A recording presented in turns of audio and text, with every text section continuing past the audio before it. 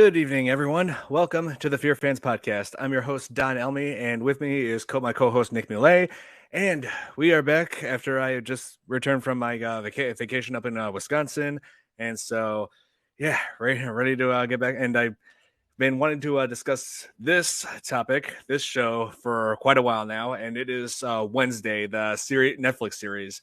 And yeah, I introduced this to Nick because both of us are fans of the Addams Family. Yeah.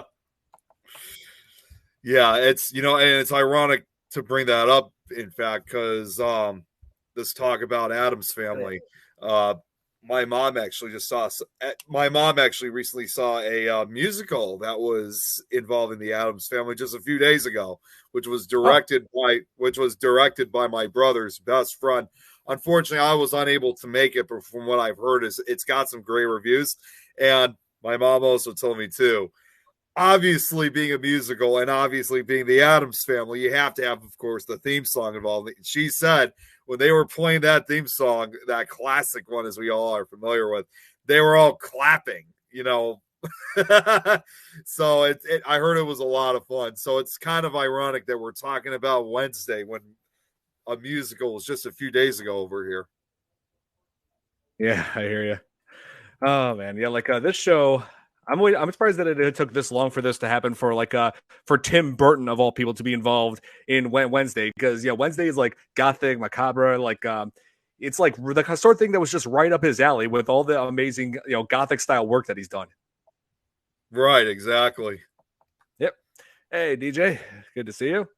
Hello Sarah, and there's so many great things about the show that got me hyped. First of all, Jenna Ortega as Wednesday. I remember previously seeing her in the Babysitter sequel that was on Netflix, and also seeing her in the Scream requel. Yep. The fifth Scream movie. Yep. Yeah, where she played Tara Carpenter and reprised a role in Scream 6, which I still need to watch, by the way. It's on Paramount Plus. Oh, it is. Yeah. It's been on there for like 2 months now. Again, I've been so busy with so many of my document projects, but I'm finally. I should probably bring this up quickly. I'm finally done with making a lot of those for now. I mean, I've made so many of them over the last several months. I mean, I could probably tell you right now. I think it was a few weeks ago that I made the announcement that I made about 100 different presentations for my show. Not upcoming, just like the total amount of what I got. Well, even though there's still a lot that need to be made because they start off as documents, I'm now over 150 of them, if not even more. Whoa. So I got plenty because I made so many of them.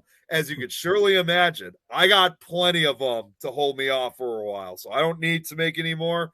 So therefore, I could finally start, doing other stuff, including hopefully trying to watch Scream 6. And also, too, I was also watching Shark Week.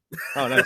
Oh, yeah. Jenna Ortega was perfect casting. And also Luis Guzman as Gomez matches the way he was portrayed in the comics. Yes, I should bring this up. The Addams Family were originated from New Yorker comic strip, which was released in 1938 and created by Charles Addams. And yes, he named the family after himself. See, I actually thought it would have been something like out of Jane Addams, because we got Jane Addams like Tollway and like certain areas that are associated with Jane Addams here in Chicago. Yep. That's what I was thinking. Yes, and it was adapted into the classic 1960s sitcom, which Leon is talking about here, the black and white TV show Addams Family, and which believe this is where they first gave all the characters names as far as my research goes. Yep, and the names are Gomez, Morticia, Pugsley, Wednesday. Let's see, Uncle Fester, Ma Addams, and also Thing and Cousin It. Some people may disagree with me on this. Others might. I mean, although I absolutely love Wednesday, obviously the original one from the 60s, I still consider it obviously, their best one. I think just for its simple comedy and just its old-fashioned look. So, and very gothic attire, which ironically enough, if you think about it, because it went from 1964 to 66, ironically enough, that's those same years was also when the Munsters came out, which were that show was obviously made to rival the Addams Family. Yep, that's right. And then Adam's Family got remade time and time again, like brought into and was made into a movie series from 19 it started in 1991 and and then the sequel in 1993 which had Christina Ricci as Wednesday, who plays a completely different character in this series. So it was crazy how they had her in this.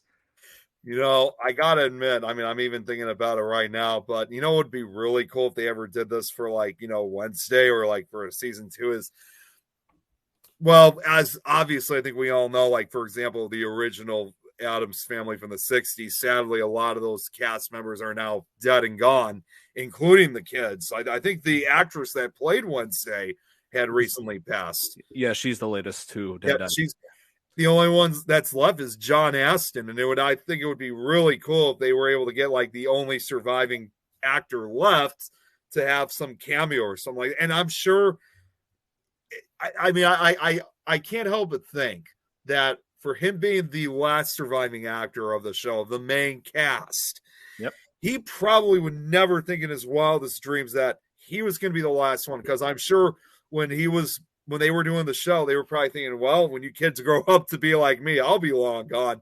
Unfortunately, he even outlived them. I mean, he's in his 90s now, I think. Yep. John Eston, he go play he'll always be he's Gomez to me. Like he's like the one that I remember because my dad I think watched the show and I think he introduced me. He had it's playing on TV like long ages ago when I was little. And he was saying Raul Julia was good as Adams. I agree with that. Raul Julia and Angelica Houston were great. Yeah. Let's see. And also Christopher Lloyd got him yeah. He played He's a legendary actor. He played a great Uncle Fester. But John Aston, if the name Aston sounds familiar, his son, Sean Aston, is another well-known actor who for The Goonies and also playing Sam in the Lord of the Rings trilogy. Yep, that's right. Yeah, and I just think with John Aston, that wonderful classic voice of his that he has. I mean, like, how far can you go with such an amazing voice that he's got? I often wonder I've never seen what he's like in anything in this day and age, but obviously, because I'm sure you have it too with having Me TV, I hear a lot of it from his times that he's been not only just doing that show, but doing a lot of other shows in the 60s and early 70s. What's up, Jeremy? Kate, good to see you.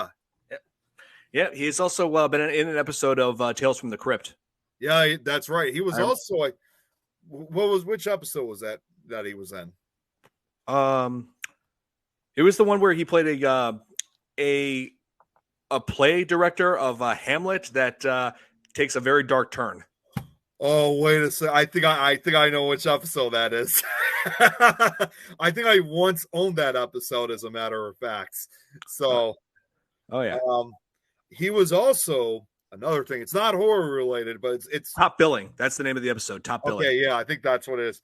Another role that he played. It's not horror, but he was still in it. Obviously, I think he was probably the first actor. He appeared in the Batman and Robin series, and he played the Riddler in the original show from the 60s. So, and that show at that time was known to have a lot of big name actors from that era. Yeah, Nick, have you seen all the episodes of Wednesday? Yes, Wednesday. No, yes, Don can answer that question for you, Jeremy. I was about to, I was about to say yes, he has, thanks to me. Yeah. Yep. And so in this installment of the Addams Family, like in this, like a modernization of it, it focuses obviously on Wednesday Addams, who is now in her teenage years and it starts off with her wreaking havoc on high school bullies after they target Pugsley, like throwing him in a locker, and then she retaliates in the most gruesome, over the top way imaginable. It turns out those thugs were members of the water polo team. So what does she do? Go to the pool with 2 bags full of piranhas, lets them loose on them. Where you wonder, like, where the hell did she get piranhas? Because aren't they like from Central and South America? Hey, I could ask you. Hey, I could ask you where they got those grenades from that they use for fishing. Because I'm pretty sure civilians are not allowed to have grenades. I don't think so, and I don't think you're supposed to have piranhas either.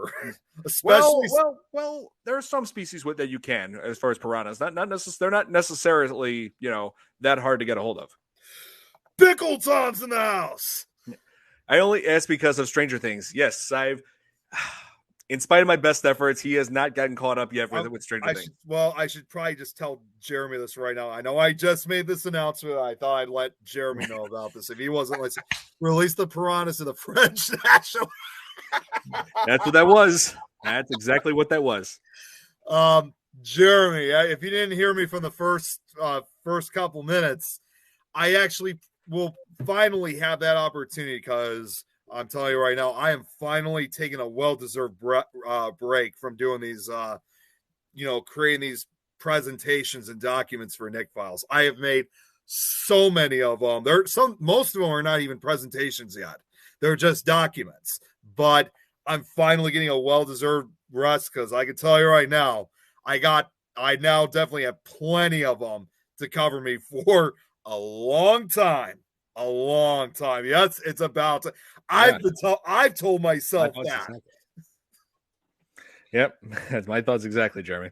I got plenty to cover for me for a while. Yeah. So yeah, Jenna Ortega, she's phenomenal as Wednesday in this. Like among the best people to ever done the role. Her along with Christina Ricci, and I just love the like emotionless, like cold personality that she has. Like when she turns out she gets expelled from school, obviously from releasing the piranhas. Then Morticia, who in this is played by Catherine Zeta-Jones, tells Wednesday that the boy, his family was going to press attempted murder charges. How would that have looked? And Wednesday was said, terrible. They would have known I failed to get the job done. I'm just like, oh wow. I'm just going to say one final thing about the Savage. Piranhas. One thing I just got to say about one more thing about the Piranhas, the fact that she got expelled from school. As far as I'm concerned, I don't think in real life, I don't think you would just get expelled. I'm pretty sure you go to jail for that. Yeah, apparently they had some help to get her out of that, like some connections. at least that's how they explained it. They said that they had connections to keep her out of the legal system. Yeah, it's like, wow, that's convenient. But yeah, what Jeremy here says makes a good point. She's turned out to be quite the actress lately. She's really shined after all these, after these years. And she really nails it. I mean, she kind of does have, just that appearance that seems like she could be great for a lot of different roles. Oh yeah. About the awards ceremony when Jenna and other actors were presenting and had this wonderful skit that was didn't she also appear in didn't she also recently appeared in SNL? Yes. Okay. Yes, I still haven't seen that either. I still got to watch that. Oh yeah. She and she's also along with Tim Burton and Danny Elfman are up for Emmy nominations for they've got nominated for this.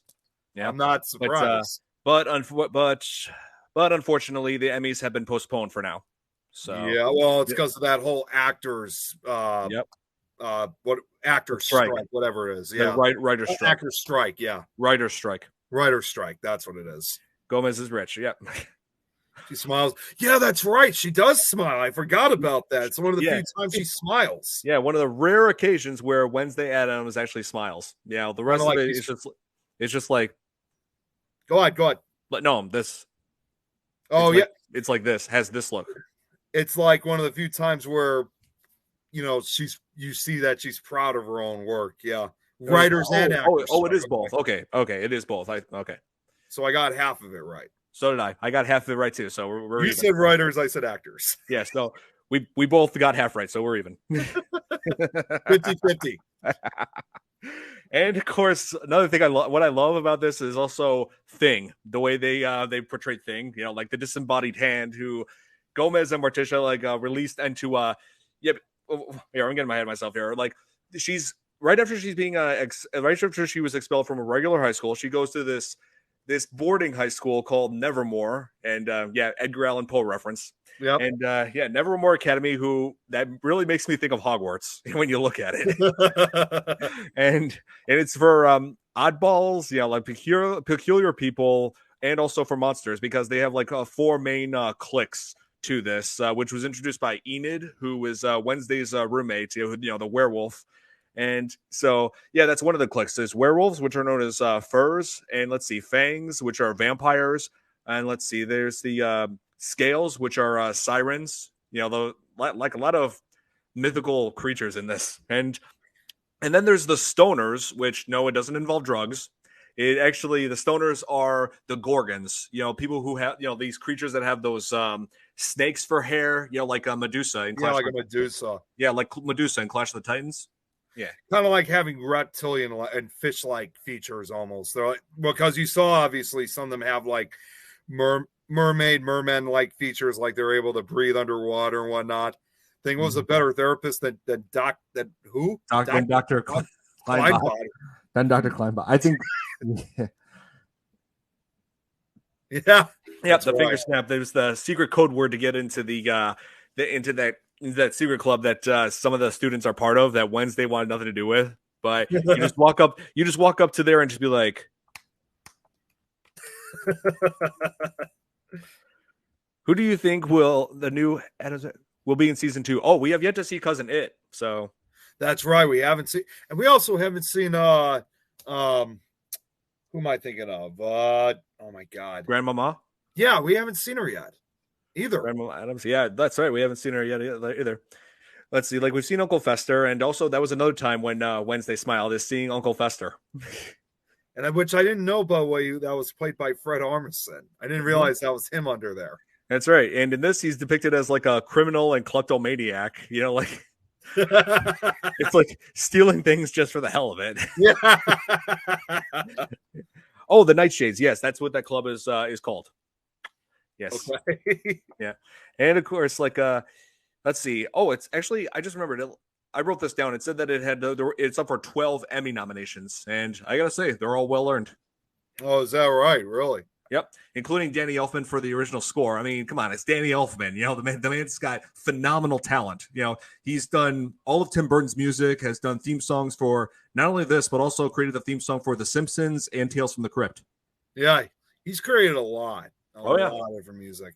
Oh yeah, the man is one of the best. Well, and I think it's probably worth bringing up because you know where I'm going to say, because it's also something involving Tim Burton. He also provided the singing voice for Jack Skellington, of course, for Nightmare Before Christmas. Yep, correct. And let's see.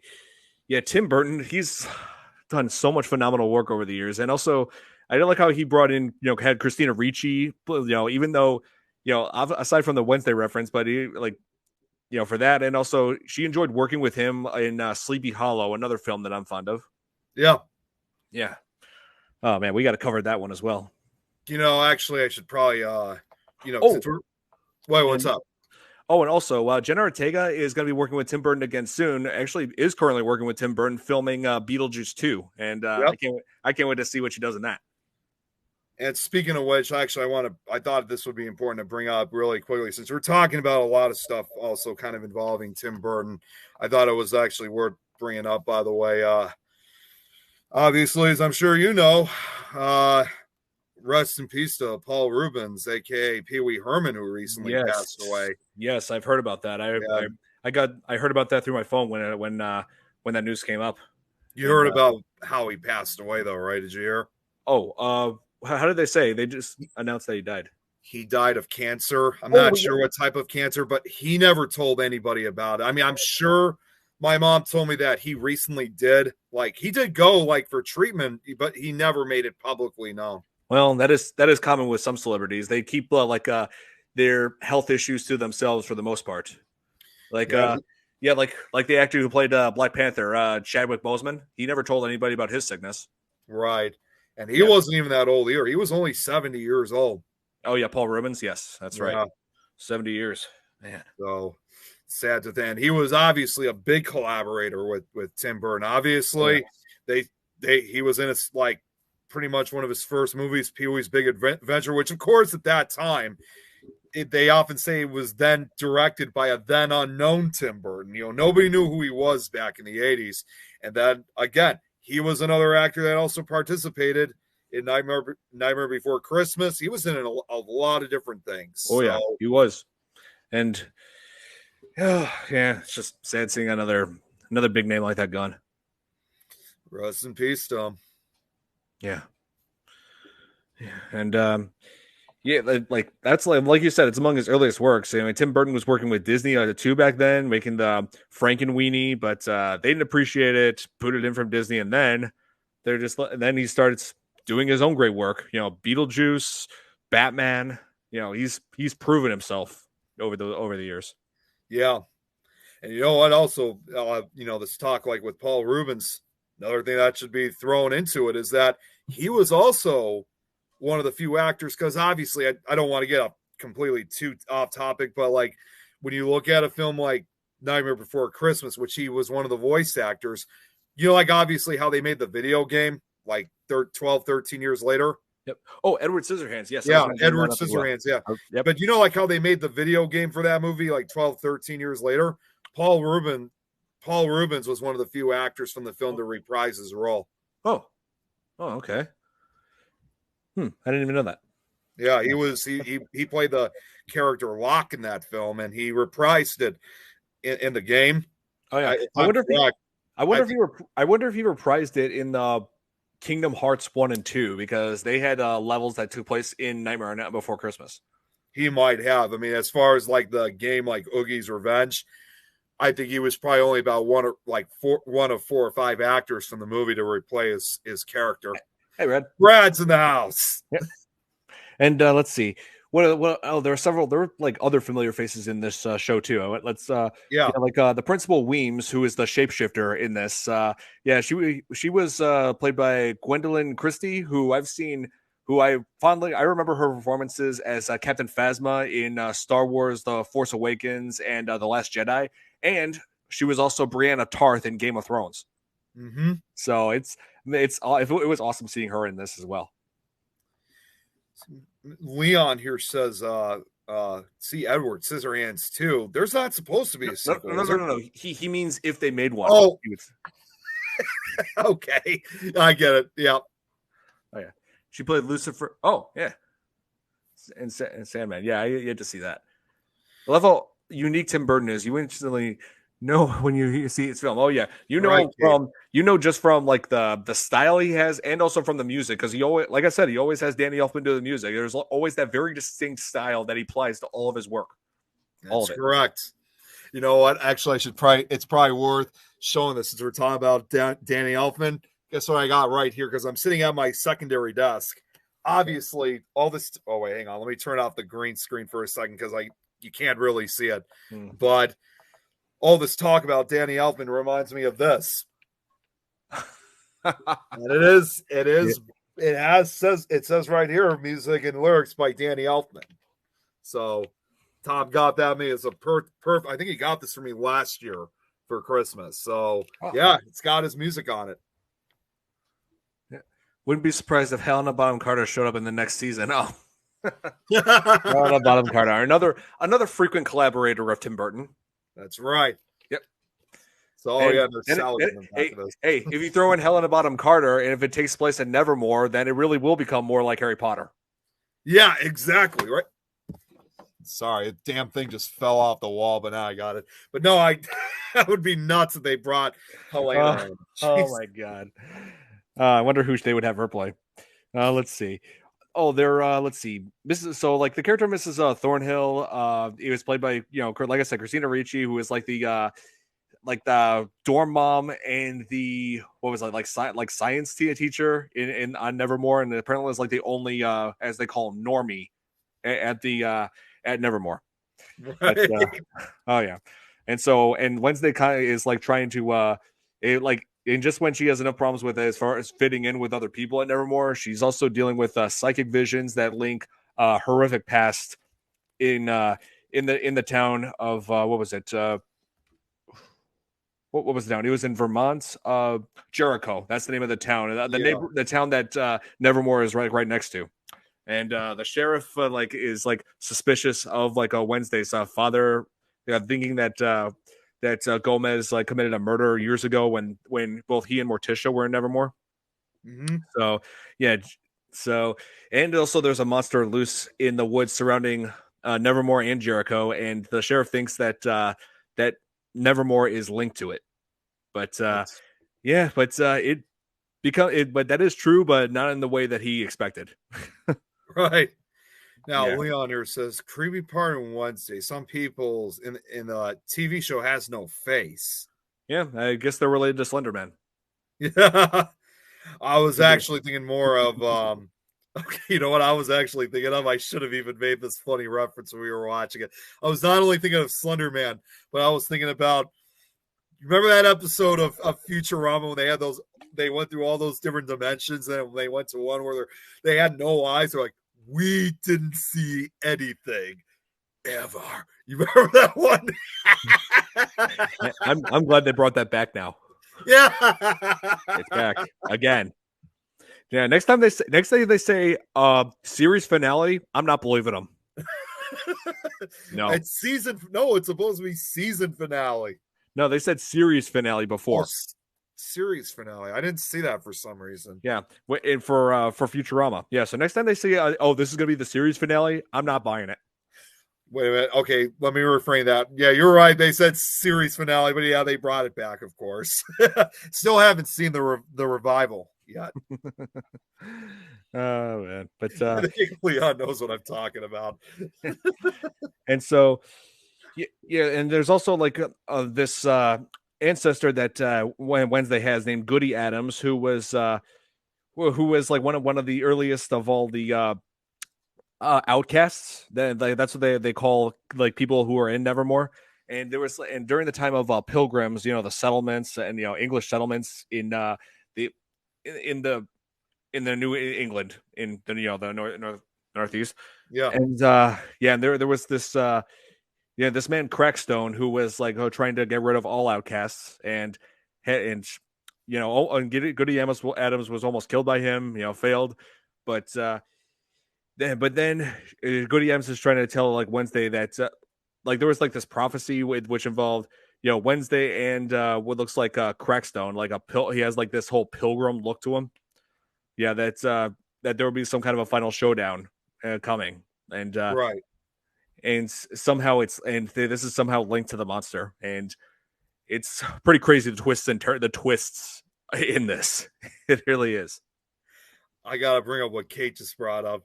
I also wonder how many young people have taken up the cello. It's a good time for the cello. Yes, I loved that cello in the first episode, like where she just goes up there and like it play and just does her rendition of "Painted Black" by the Rolling Stones. I didn't you say that she actually does know how to, Jenna Ortega actually knows how to play it? Oh yeah, for this. She practiced so long, mastered the cello just for this. Yeah, she was really well done with it. Oh yeah, she was amazing. She's amazing, and and of course one of the most well known.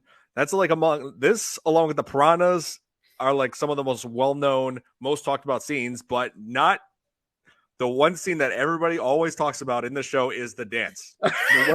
Wednesday when they do that, when Nevermore has this dance, this formal dance, like for all the students and everything, and Wednesday just dances and like with the sheriff's kid, like it's like very like strange and unique at the same time. But I look at that dance and I just think, that's just Wednesday Addams being Wednesday Addams. Like she's not doing this to be weird. She's just being herself. It's too bad. You know what? I got to bring up what Jeremy said last night. It's too bad you didn't practice to do the dance for us on the show. Don't need to. I could just pull up a TikTok video of somebody reenacting it, because this is like, here's the thing. This dance, ever since the show came out on Netflix back in November, that dance has been, redone by so many millions of people on TikTok. And like, oh man, it's like maybe the message in this is just, if you're making a show, if you really want something to stand out, it's like, when in doubt, throw in a unique dance. Hey, it worked well for Megan. I think to myself when I see that special scene, it's like, oh my god, and Sarah just almost took the words right out of my mouth. Definitely took inspiration from Thriller. It's like, I think about it, like years ago, even before TikTok, it's like Tyler, that's his name. What? The boy, the sheriff's son, Tyler, that's his name. Yeah. It's funny to think years ago, long before TikTok, before all these videos could be made, even in the early 2000s, it was all about like, doing the Thriller dance. In fact, I even have a video of myself doing it, not even joking. Back when I was in high school, I got a video of it. And now, in this day and age, it's all about doing Wednesday's dance. Hey, just wait till Halloween comes out. Like when there's gonna be all those parties, we're gonna see people being dressed as Wednesday doing all that dance, and we're gonna see people dressed as Megan doing that dance. Oh my god. Yeah, I just got this Blu-ray today. I would be that guy who would just want to go down, like, for example, like, it's too bad we're Hey, not Billy. having them in. What's up, Billy? It's too bad we don't have them in Glenview anymore. Like, I'd be that guy who would make sure to work like all hours of like Spirit Halloween just to see people like do it, like do that dance in the store or something. If I ever saw something like that, and if I had the opportunity to film it while I'm at the job, I don't care if they didn't want it filmed or not. I'd send that to you. I'd send that to you in a damn heartbeat. Thoughts on Tim Burton during the show? Yes, we pointed out in the beginning that that Addams Family is something that is definitely up Tim Burton's alley, and I'm surprised it took this long for him to get involved. Yeah, really. Yeah, really. How do you compare it to Dances Meg? I think Wednesday's dance stands out more just because there was just more that she was doing with it. Like Megan was just like doing this very brief, strange dance. And right before breaking off that by that cutter, that blade to go after that CEO. Both of them are memorable. They're all just memorable in their own right. Yeah, yeah. I'm just like, oh man, is this? I'm looking at all the think about all this. I'm like, oh my god, is this gonna be now a thing? Like everybody, if we see horror films with with these characters that stand out, are these villain horror characters gonna like have their own crazy dance? It's like what is being started here? Well, you know what? If you think about it, it's not a movie, but it is a music video, and I've shown you this video. RRR. What is RRR? Yeah, I was gonna say, what triple R? What is triple R? I mean, I have no idea what that is. Well, while we're waiting on what that is. Oh, it's a action film. Okay. Well, while we're waiting, another, it's not a movie, but there was a music video that was released. I think it was last year, the year before, and I shown you this music video, Don, was by that music video by Imagine Dragons, that song Bones, and they had zombies in it. Oh, yeah. And that too, you can clearly tell took inspiration. It's Indian bromance movie. Okay, because I haven't seen that listed on the stream services yet, but if I ever come across it, I'll give it a chance. Oh, it won an did it? Nice. It won an Oscar. Check that out. Nice. But yeah, they had like a dance too in that music video. I think they too took inspiration from Thriller for that because it's a zombie music video. Oh yeah, totally. And then of course when the dance is over, like then like the boys like the sheriff's or not the sheriff's son, but the mayor's son and his friends, after clashing with Wednesday multiple times, like Wednesday ended up like here's the thing. When like they're retaliating for Wednesday blowing like this sabotaging that grand ceremony, like where they had a statue of Gladstone and Crackstone of that pilgrim who hated outcasts. Yep. So yeah, they wanted payback for that. So they decided to pull a carry on everybody. They just filled up what looked like blood into the sprinklers and showered blood on everybody. But then Wednesday was just like tasting it and said, "Oh, they couldn't even make it like anything like pig's blood. It's paint." Which is obviously a parody reference to the movie Carrie, of course. It is. Like that scene. I remember. Oh yeah. I wanted to bring this up soon. Like basically like this was discussed. Wednesday discussed this with Enid in the first episode where she asked Wednesday why she doesn't get emotional. And when Wednesday talks about the story about how when she was little, she had like this pet scorpion. Nero, I think his name was. And then a bunch of thugs like went up to her and then killed the scorpion. And then she cried on the scorpion's grave. And she said, the reason why I don't cry because it doesn't change anything. Nero. Yep, that's right. Nero the Scorpion. That's what Yeah. that's what I thought. Isn't it true that some people actually do keep scorpions as pets or something They like do. that? I mean, hell, I got a PetSmart nearby me that always has a scorpion. Yeah. I didn't. I mean, I know like people can keep tarantulas as scorpions. I was great. Yep, they got those too. Keep tarantulas as pets. I didn't know you can keep scorpions too. Oh yeah, yeah, they got tarantulas too. But yeah, Wow. scorpions. I think it's just mainly like the least poisonous species of scorpions that they have as pets. Like they're the ones that they got over at that PetSmart. There's like a emperor scorpion that has a sting that sure it's painful, but it's not venomous enough to cause anything serious. Yeah, I was going to say, I'm sure even if it's not as venomous, I'm sure the sting probably has to still be painful as hell. Yeah, and there's also a sign on there that says do not handle, and I'm thinking, oh, do not handle, really? Because I was thinking about just reaching in and petting its back. I'm sure it'd appreciate that. Yeah, I think if I walked in, I think I would have. I'll just reach my hand in and pet its back. Yeah, nothing bad's gonna happen. Ouch! God, I just don't know what the purpose of them being pets though, because you can't really do much obviously with them because of their scorpion. I mean, their stingers. Yeah, they just people keep them as pets because it's exotic animals. People have they just love unusual things. I mean, hey, like Wednesday. Like there's people out there that are just like strange, unusual pets. I've seen people that have snakes. I've seen people around here that have had pet alligators. I think actually, Adrian, I think I think they have a pet spider tarantula. I think. Oh yeah, I got a childhood friend, Caitlin. She always had pet tarantulas. Even brought her pet tarantula to school. Oh, did you like let it crawl on her? Or anything no, like no, no, okay. no. It was always the Tranchi. I remember. I think his name was Tranchi. Always kept in the cage. Always.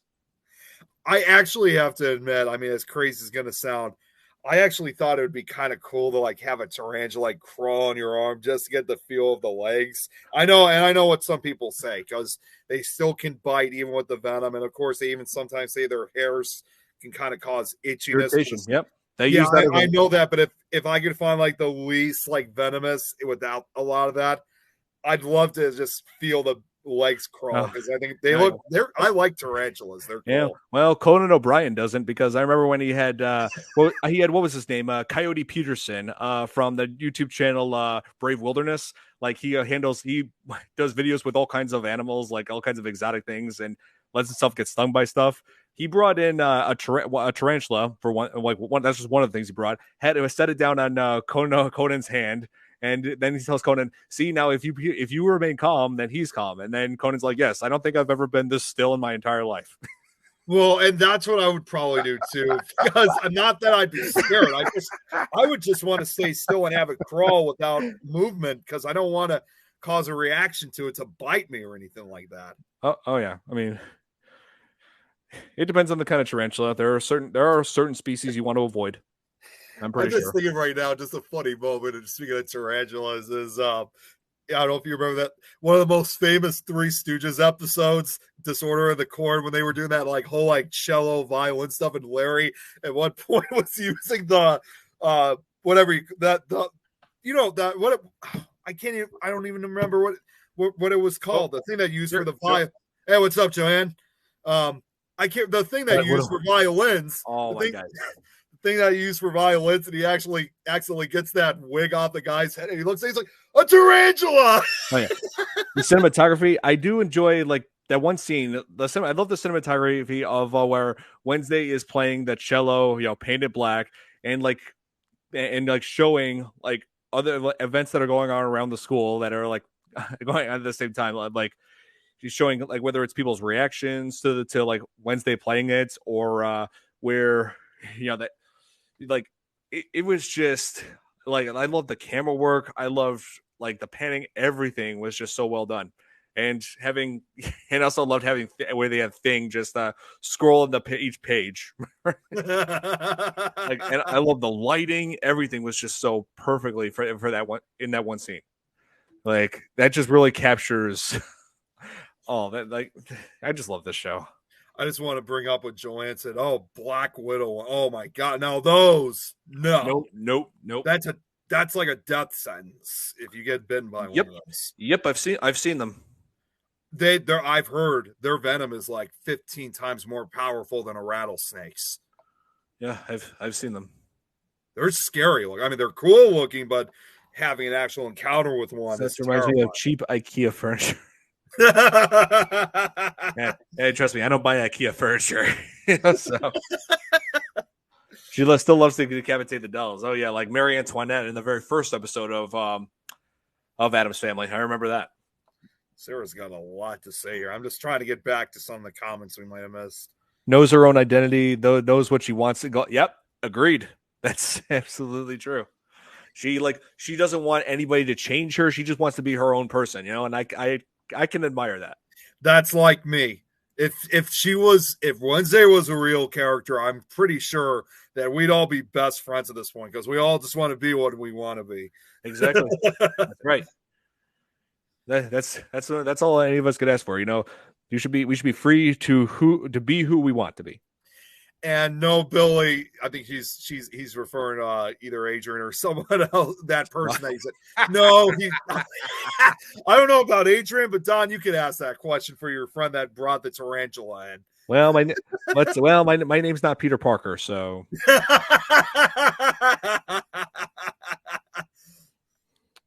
yeah. Oh man. But back to this. Let's see. What was I going to say? Oh yeah, so Wednesday is conducting her own investigation on how people are being hikers or anybody who enters the woods are being killed by this monster that somebody actually commented. I want to bring this up. Where is it? While you're doing that, I got to show no. I got it. Wait. Wednesday and I would probably put a shock collar on Nick whenever he goes off topic. That's a little brutal there, Sarah, but I can see that. Yeah, somebody commented saying that comparing this creature, which then became known as the Hyde, which was later figured out by Uncle Fester, that this creature called the Hyde looked like Gollum from Lord of the Rings. Yeah, it really reminded me of Gollum from Yep. Lord of the Rings.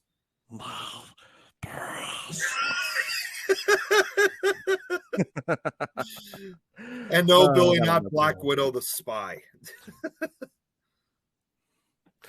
Oh man, it was me. Oh yeah, you did comment. I thought it was you, Sarah. I thought you meant. Yes.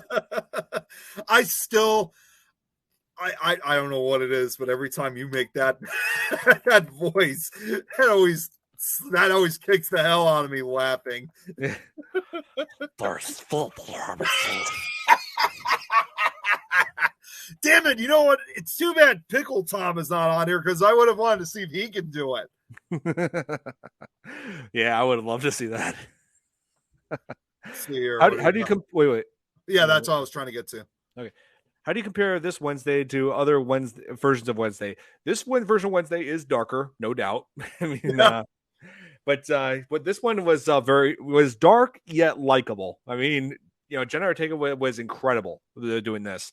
And let's see, thinking back to, there was also the animated version of the movies. We didn't really talk much about those. There was the animated movies that came out in recent years. Let's see, where the Wednesday, I believe, was played by Chloe Grace Moretz. Yeah, she did the voice of Wednesday in the animated films, and she was she did very well with what she was given. This Wednesday seemed like what you would expect: emotionless, grim, and wanting to get back at others who wrong her, kind of like in this. See, Sarah saying that she still thinks Richie is dark. The perfect voice. Oh, thank you. I know.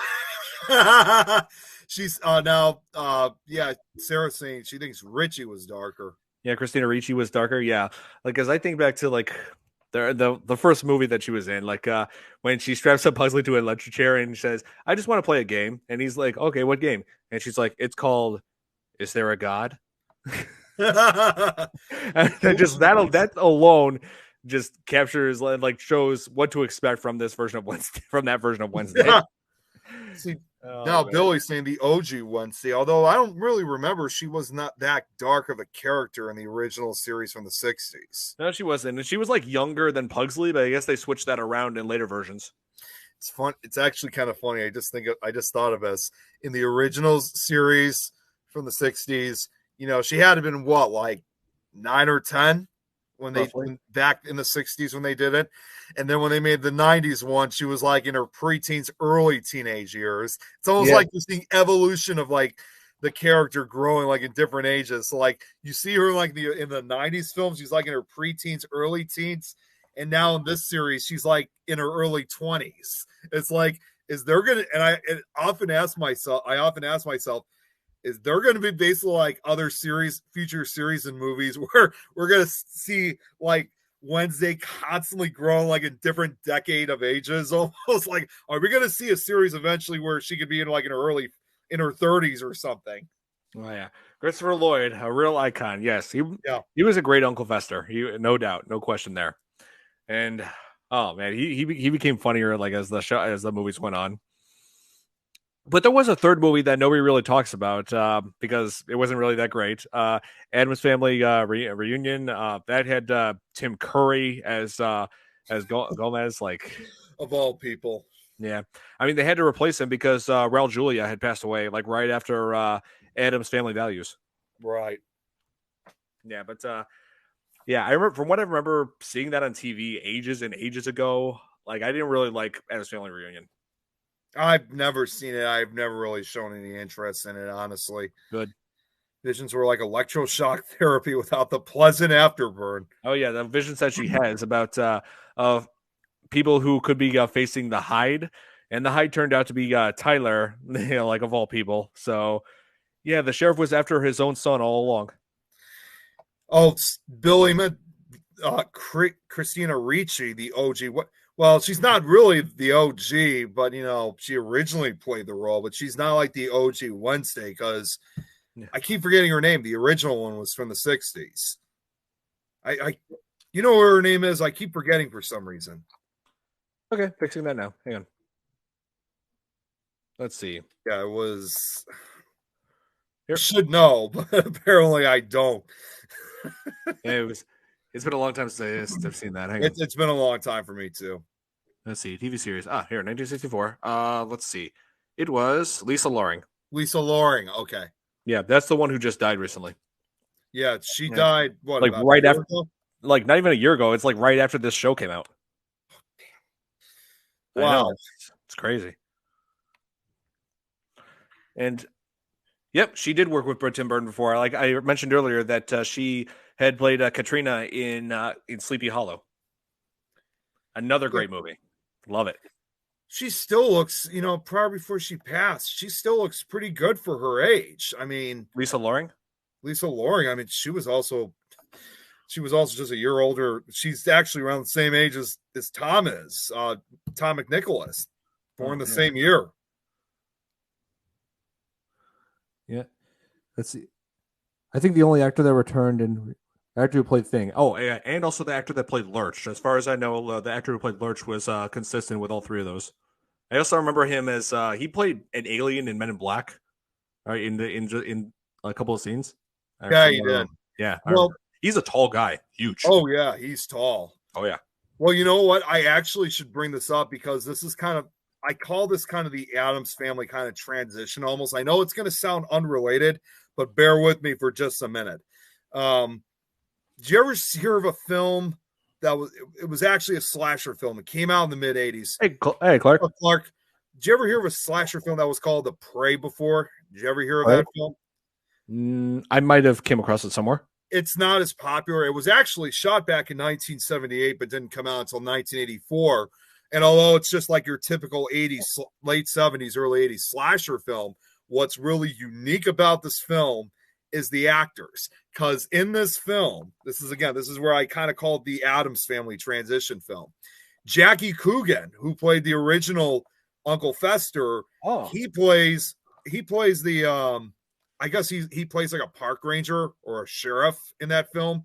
It was in fact his very last film that he did before he passed away. But what's really ironic now is that obviously I don't want to spoil too much, but the killer in this movie was played by Carol how do you say his last name? Struckian? Real strong. I think so. Yeah, who later played Lurch in the 90s movie. So here you have one of the original actors from the original Addams Family series who's, playing it, acting one final time before he passed away. And then you got one of the other actors who would later be in the future Addams Family movies in this film. So you have, it's like, that's why I call it the transitional film between it, because it's like, it's like you have the old, then you also have the new. And so it's actually, I might have to show you that film one of these days. He was a magician. Okay. Like, cause I saw like a little bit of behind the scenes footage of like where it showed how they did the effect, which was just as I suspected. They used green screen to cover up his Yep. arm, and you just only see the hand. And this is the first, and also this version of Thing it did something that was never done before, as far as I know, another installment of Addams Family. Yeah, like it started flipping people off. Yeah, which to me, I still believe that's more of a reference to Evil Dead after when Bruce Ash cut his hand off and the hand did the same thing. I would do it if I could, but I can't. Yeah, well, hey, I guess Evil Dead 2 was Thing's origin story. I remember telling you this, Don, at one point, saying it's too bad that there's no way they could bring like Bruce Campbell in, like for a cameo, and he sees Thing, and it would like give some kind of reference, like you again. Oh yeah, I like Dennis Family Values. I thought that was great. I thought that was pretty funny. It's like I think Wednesday was even better in this than the first movie. Oh, this is a good question here. What Billy said. Have you seen the Hanna-Barbera cartoons of the Addams Family? I know of them. I have not seen them. I actually do remember seeing them because they used to, I'm surprised you didn't see them, Don. Because what's up, Kelly? Hey, Kelly. I'm surprised you didn't see them, Don, because they used to air on Cartoon Network back in the 90s. I wonder if I can find that on HBO Max if they are from Cartoon Network. I found some promos, in fact, because remember, like they had like the breaks, like they would show like they would just show like animated promos in between shows, and I did find that they had some for the Addams Family, the Hanna-Barbera series. I think it was from the 70s, I think. Oh, so I'll have to look into that. Yeah, sure. It's pretty cool. Oh yeah. And let's see, like there was several other characters that we were introduced to. Like let's see, there was also the beekeeping kid, Eugene, who like befriended with Wednesday when Wednesday was like trying to find different different hobbies that the school offered, such as archery. Like, and yeah, like I still remember when the guy was just like, "Have you ever shot anything with bow and arrow?" And he's like, "She said only things that are living." And I'm like, "Oh my god." Seriously, like her dialogue, I just cannot get enough of it. Yeah, I know. I do remember this. What Billy just said. There was an episode of Scooby Doo where that was, I think. Oh man, what was that series called? That too was from the early 70s. Oh my god, it's not the original Scooby Doo series, but they would do like episodes where like they would have like different guests on the show, like both real and fictional. Yeah. Yeah, I can't remember what it was called, but yeah, they did an episode with the Addams Family in it. Yeah, the new Scooby Doo movies. Oh, I see. I don't remember. I don't think there was a movie that featured them in them, was it? I think so. What was I gonna say? Can't think of any. I forgot to mention. Why did I mention this? When I talk about the dance, we kind of went all over the place after the dance. Yeah. With the song that was used in the Wednesday's dance was "Goo Muck" by the Cramps. Yeah, and now it's like I remember hearing that song also in that opening scene in Texas Chainsaw Massacre 2, because I rewatched that a couple months back, Texas Chainsaw Massacre 2, and now when I hear that song, I'm thinking of Wednesday doing that dance. Always. Like they really did that song justice. That's crazy. Oh yeah.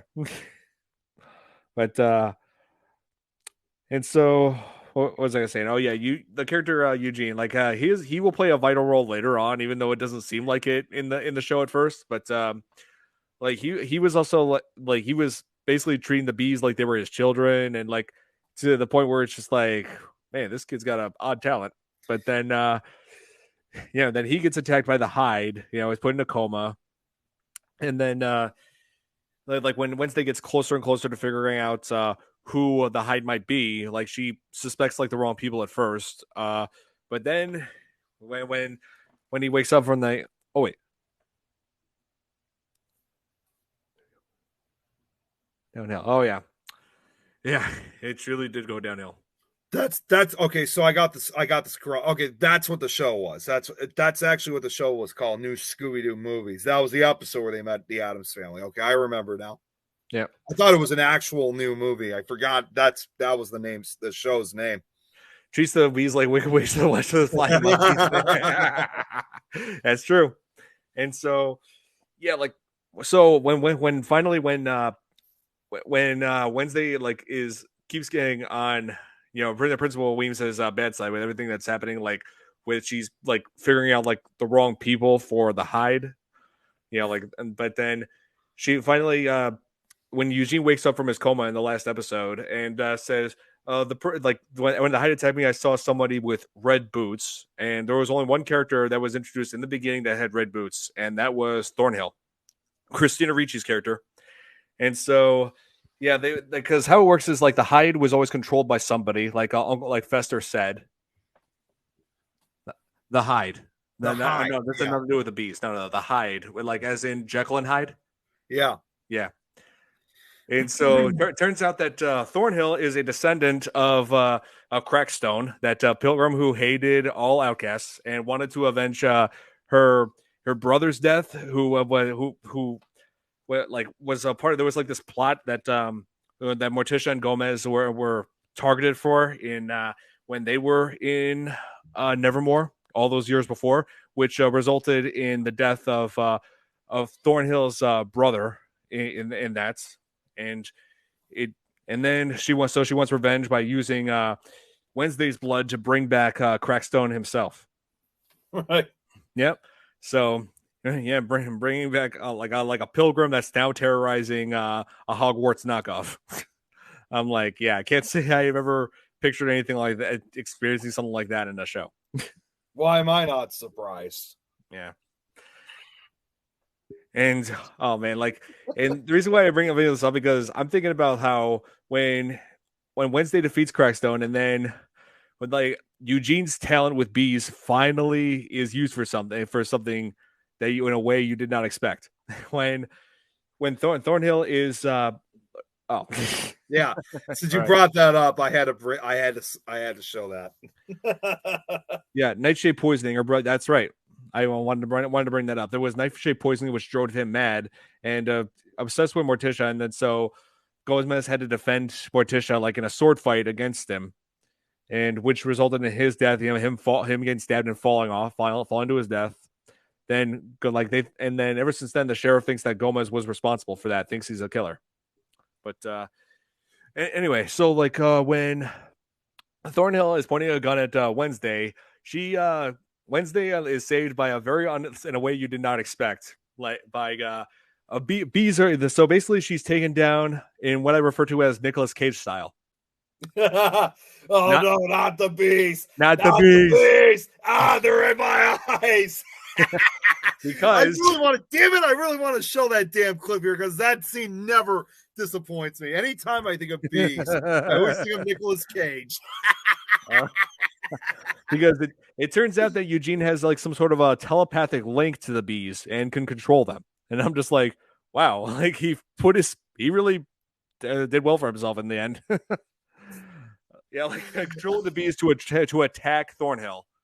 And yeah, because that's the thing. I did not when I first saw the show. Last thing I expected was for Christina Ricci, a previous Wednesday, to become a surprise villain in this. Like, yeah, I know that was a good touch. It was. You know what? I was actually thinking in my mind. I know this is going to sound crazy. I'm thinking to myself, well, I don't even think it's really about that. I think Christina Ricci is just disappointed that her character is now taking over someone else. Now she's going to do anything she can to get her character back. So she can play Wednesday again. Yeah, an adult Wednesday. Yes. because last time she was Wednesday. Thinking back to the very final scene, Christina Ricci and Adam's Family Values, when when the boy that really wanted to be with her, like they visit like the family cemetery. He's about to put flowers on a grave. A hand just pops out and like scares the hell out of him. And then zooms into her smiling. I'm just and she's looking at it thinking, yep, he's definitely going to be in Adams. I can't help but think every time I think I actually first thought the first time I saw I thought that was actually Thing Rise, doing that. I thought it was not I thought it was not the other person. I thought it was Thing originally. Could have been. Maybe it was. You Could never have know. been. Oh man. But so yeah, this show Please, has why like does it have to be bees? What is yeah, that? What is that? so like Wednesday, like and that, like even the irony is that Wednesday in the beginning said she never wanted to be like her parents, but in the end, she ended up having a sword fight like with Crackstone in order to defeat him. And sword fighting is what her parents did. Yeah, exactly. Yeah, And that's kind of an echo too. I mean, not only to obviously the films from the 90s, but also like even goes further back to again another reference on tribute to the original series because they did that in the original series from the 60s. they did. That's right. I think it's actually featuring the introduction of the original. Like they show like a brief sequence of it. Oh yeah, that's what I love about the show. There's just like so many throwbacks to like what you know and love about the Adams Family. Now, what I like too, and I know we brought it up, is about when you brought up the design of like Thing. I also like how he's all stitched up this time, like he has like this almost like century kind of old look compared to previous incarnations of him. Because before he was just a disembodied hand, and then the original series, it was just an arm coming out of boxes and stuff. Which that turns out, I don't know if you know this, the actor who plays Lurch in the original series by Ted Cassidy. That was him also playing Thing. That's his arm. And what they would do, and the effect how they used it back in the original series was actually quite simple. He would roll his sleeve up, and they would have some like one of the boxes up, like he would be under a table or something. And when his character when Thing was supposed to be showing up in the series, the box would open. He would just raise his arm up like he was supposed to, and like grab what he needed. So that was he too. Ted Cassidy was also the original Thing. Yep. I liked how she didn't win a duel with Bianca. Oh yeah, like at first there was like a rivalry between Wednesday and Bianca because yeah, she was like doing a like she was like getting involved with Bianca's ex-boyfriend in some area in some parts of the show. And well, yeah, like it's like he sort of became like somewhat of a love interest to her, but even though she wasn't really showing that much emotion or tried to show a close attachment to much of anybody. And that became very apparent when Enid tried to hug her when they first were introduced. And Right. I just loved Enid. She was a great character as well. And when you think about like how it's like no matter what connection these characters like whether they liked Wednesday or not, they all had a role to play in the battle that Wednesday was having. Like how when Enid was she was like a werewolf. She belonged to a family of werewolves and was having trouble with getting to a full transformation or wolfing out, as she said. They're like the only thing that she could do with her powers was her painted nails. She would turn them into claws, and that was it. Right. Yeah, that's all But, she can get to. Like, oh yeah, but the final episode is just like where she finally is able to transform in the full moon, like and fight off and just fight off Tyler when he was in his hide form.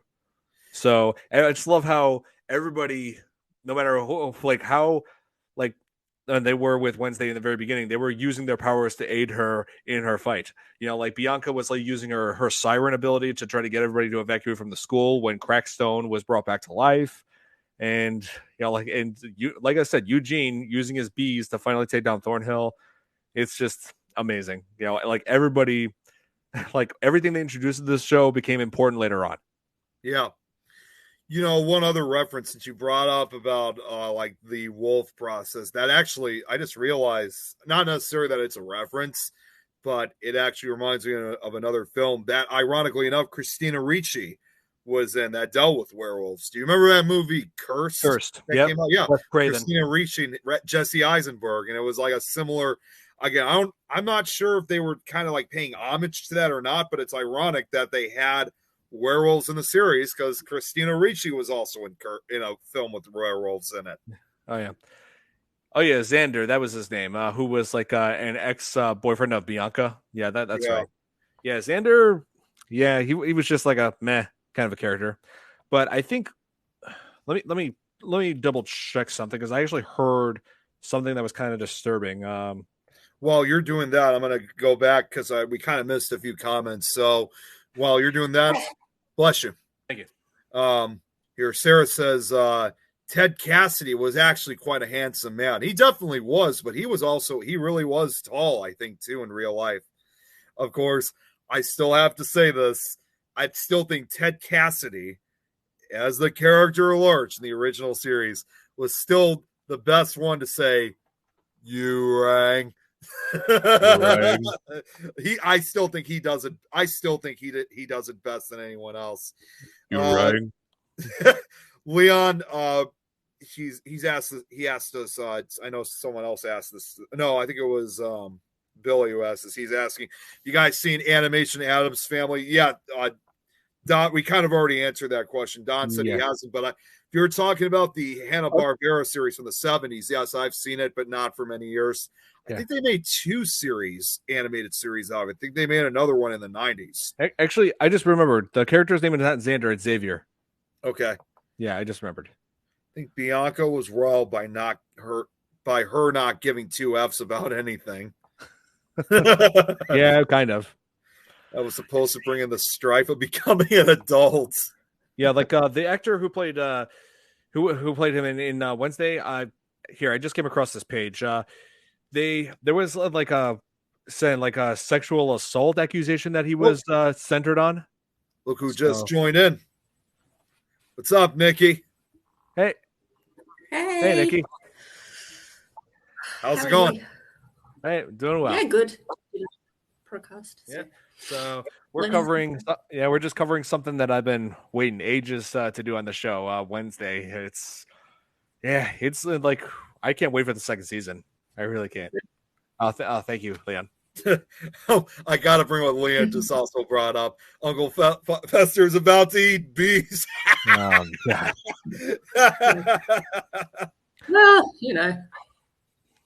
Well, Sarah, actually, you're right. Yeah, there was a third animated series. There's recent animated films. There are 2 of them where Oscar Isaac voiced Gomez. No, I'm talking about like the actual series. They made one. There was a Hanna-Barbera series from the 70s, and then they made another series like 20 years later in the 90s. But I don't think it really ran as long as the original animated series. Nah. Yeah, 2019. That was when the CGI one came out. The animated one, yeah, like the animated one from it's the same ones that made the Despicable Me movies. They made it. And it's funny. I don't know if you remember, Don, like when that movie came out, IHOP made like special like Addams Family like pancakes or something. Like they had like swirls or something in it. It was like they were doing this for the release of that film. We were going to try it, but we never did. So they did something like that at IHOP to pay homage and to promote its release. Oh man, but what was I going to say? Oh yeah, I was excited about the animated film from 2019 because Finn Wolfhard from Stranger Things was playing Pugsley, and I'm just like, okay, they got pretty good cast in here. Charlize Theron was playing Morticia, so Illumination Studio, that's what it was. Okay. Oh yeah, funny is Morticia was pregnant but didn't look pregnant in the second movie, and she didn't even sound like she didn't even. Yeah. Yeah. She didn't even sound like when she was giving birth, like she didn't even sound like she was in pain or anything. They were just like she was like super nonchalant during the whole thing. I thought that was actually hilarious to me. Yeah. Gomez was asking, "Is it painful?" And she's like, "Oui." Like she was just enjoying the whole thing, like super calm about it. Boy, I mean that's probably something that I'm not even gonna say it. Nope, never mind. No, you can. Oh my It's god! like doing a pig poo. There you go. Wait, what'd you say? I didn't hear. I didn't. She cracked up a little bit on my side. Okay. There we go. Okay. We've got a storm Yep. coming through, so I might drop in and out. Oh, I got Okay. you. Okay. Yep. But yeah, and it's like what makes this like super unique is like this is the like first time in the Addams Family history where it all just focused on just this one character, and they managed to go above and beyond with the whole thing. Right. Yeah, and like Jenna Ortega puts on just an amazing performance as Wednesday. Yeah, like she's like we were saying, Nikki, she's like really made a name for herself in the horror industry. And like it's funny. Go ahead, Don. Go on. I'm sorry. I thought you were going to say something. Yeah, like one movie that I really want to see her in. Like that she one movie that I wanted to see that she was in was Studio 666, which had the Foo Fighters in it, and it's like her. It's like basically that Foo Fighters in a haunted house. And I'm thinking, oh, I got to check that out. That's awesome because I'm a fan of Foo Fighters. So Same. yeah, and it's funny. It's probably worth bringing this up. Don, obviously, I've told you about this, but it's too bad because I'm not going to say who this was, but we almost associated and almost were going to be hanging out with someone who kind of did look kind of like Jenna Ortega. You remember what I'm talking about, right, Don? I might. I'll refresh your memory. So I'm not going to say who it is, understandably, but there was actually somebody about a year ago. She actually messaged me. Now I knew her for several years, so we never really spoke. In fact, ironically enough, the last time I really, spoke to her at all, she was actually back in high school. Of course, now a number of years have gone by. She's like in a doppelganger, right? She's like in her early, close to mid 20s now, and she approached me and asked about wanting to go ghost hunting, actually, and I was going to be like. And I was actually going to be like her mentor. So being the older person here, I was going to, I was going to take her under my wing and teach her how to do ghost hunting. But the one thing I couldn't help but notice was that I'm thinking, I look at what she looks like now. I'm thinking, you know what? She kind of does look a little bit like Jenna almost. I mean, how cool would it be if we were how cool would it be if we had someone that was probably almost as close as to her age to actually go ghost hunting, do a lot of the stuff very similarly, like when you see what Jenna does. It would have been awesome. I mean, like Clark said, she could be a doppelganger, and I know how that is because everybody says that I'm a doppelganger of David Boreanaz. I have yet to have found my own doppelganger, so I don't know where that's going to be. But your doppelganger's out there somewhere, Yeah, I'm sure there is, but unfortunately, and I'm sure they're wondering, well, whatever happened with her. Unfortunately, it didn't work out as I was hoping so, because all of a sudden, after she was hard to get a hold of, like she would only be able to reach out like literally like once a week. I actually even tried offering her to come on some of our shows, but she said, and I understood she was shy in doing so. But unfortunately, it just never worked out because eventually the contact just kind of disappeared. And trust me, I tried messaging her, I tried even calling her a few times, and afterwards, after a long period, after that, I was just done. At that point, I think I got the hints and pretty much probably got the understanding that perhaps she just lost interest. So it was a shame that we weren't able to be with a Jenna Ortega lookalike, but it was worth a shot. I'm sure we'll probably see. I'm sure there'll be another chance like that in the future. Hopefully. Yeah. I don't know if she's going to look like Jenna, but it would have really been cool, like bringing someone in, not only to this field, but also, someone who could have been added to her group. What's up, Lauren? Good to see you. Great job on your paintings, by the way. I've been really I know I haven't shared them out, but I haven't forgotten. But you've been doing fantastic on your paintings. Oh, yeah. Totally. Yeah, great work. And so So with they did announce there's going to be a second season, but with the strike, it could take a while. But yeah, like seriously, that strike, like I'm bummed about that because that means it's delaying that along with the final season of Stranger Things, among many other shows. But what do you think? Like, do you think maybe the second season of of Wednesday could take place in the Adams house? I would love to Yeah, see what like what a I would love to see like what their idea of the Adams family house would look like yeah, because we on the never really inside. saw it. Yeah, we saw the exterior in that one scene where Wednesday was burying her scorpion, but we didn't see the inside of the house. No, we But didn't. yeah, because Nevermore is like it has been delayed like closed down temporarily just for the remainder of the semester. But yeah, because after what's happened and also with the death of Weems at the hands of Thornhill, but it would be great to see that as well, like a next year, a next semester, like taking place in that season. So Yeah, here's okay. my question. And I don't know if you would know the full answer. I know, and since you brought up about the strike, so I never really got the understanding. So what exactly is this full writers and actors strike about? Like, what exactly is going on? Because I never really got the full information or understanding of this of what's happening. I think some of it had to do with writers not being paid enough. I know that Okay. also some actors. It also could be some actors not being paid enough. Like it makes me think of how in Scream 6, where they didn't have Nev Campbell reprise her role as Sydney. Like she had a dispute about how that she wasn't getting paid what she wanted to do the role again. So that could be one of the reasons. I think. Okay. Lauren, I wanted to answer this question for Lauren. Yes, I did see the flag one. That was that. Did you guys see that one that she made the flag? I also saw the I saw the skull one.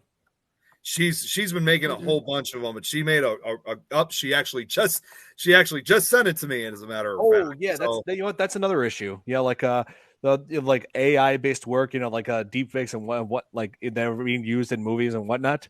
Yeah, that's another issue that actors have been having with productions. just real quick, I just want to show the flag one so you guys can see what it looks like. This is what Lauren just sent me. This is the painting that she made. Check it out. Man, Oh, cool. wow, That is awesome. That's nice. I like it. It's nice. That's awesome.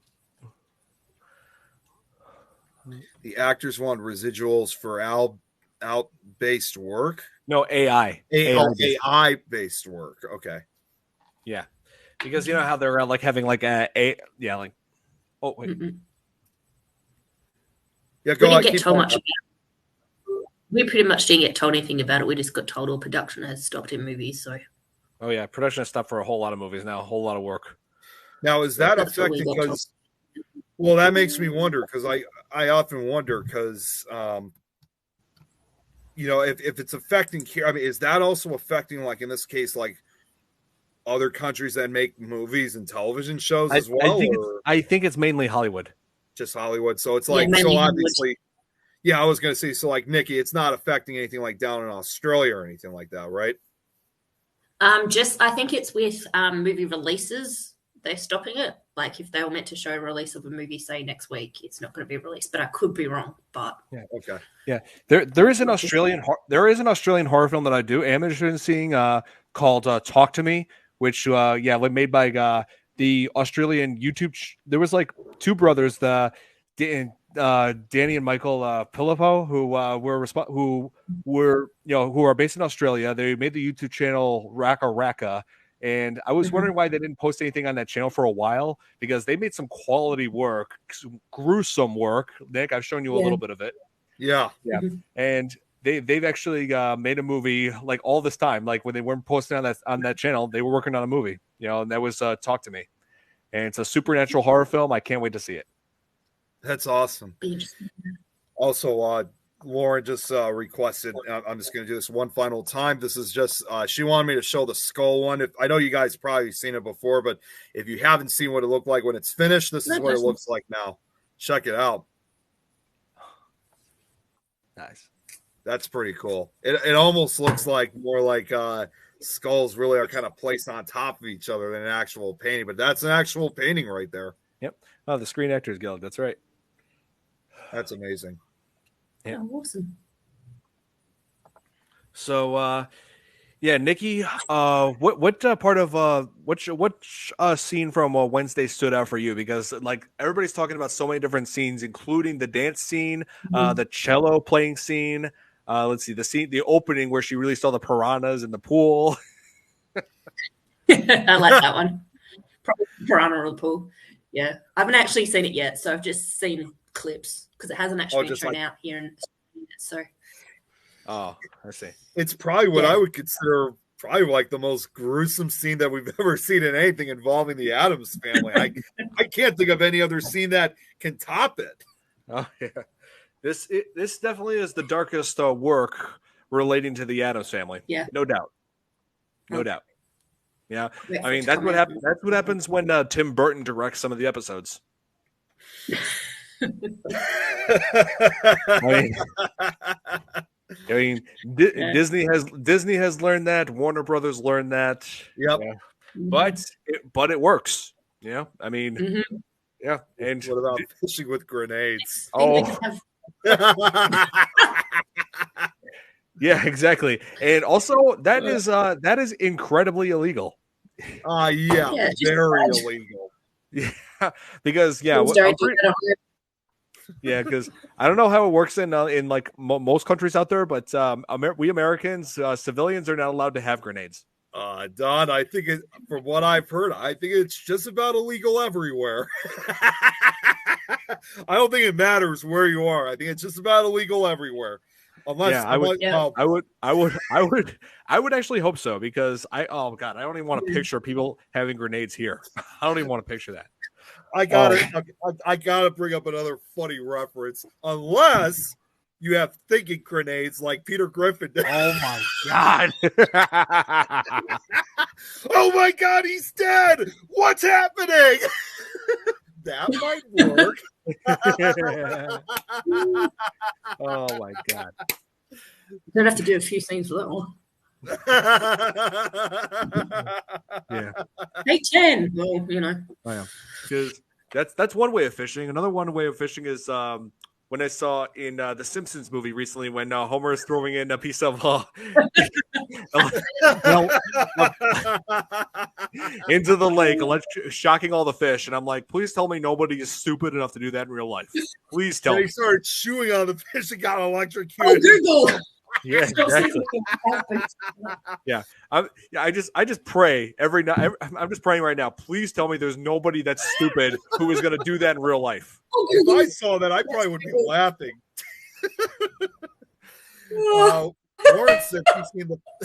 Lauren's seen the full show. That's awesome. Now Clark here says a shark just probably ate a grenade and blows up. Yep, gave him the Jaws treatment, huh? Oh, check this out, though. Sarah said she's been electro-fishing. Okay, yeah, well, there is a way of fishing like with electricity, but not like the way Homer does it. So yeah, don't do that. There is a real thing called electrofishing? Yeah, but it's a much safer way of doing that instead of throwing in a bug zapper like Homer did. Yeah, don't do that. Well, how does it work with electrofishing? Like, what does it do? Here, let's Sarah explain it. She's the expert on this. Because I just know a little bit about it, but I'm just sure she'll explain it better than I could. It's all new stuff to me. I never knew that there was such a thing as called electrofishing.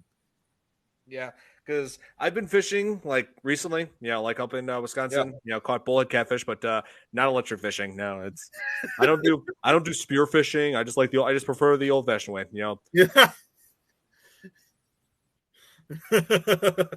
Oh yeah, see, Clark makes a good point. You gotta be 85% dumb and stupid and higher to do that. Oh yeah, totally. Oh man, but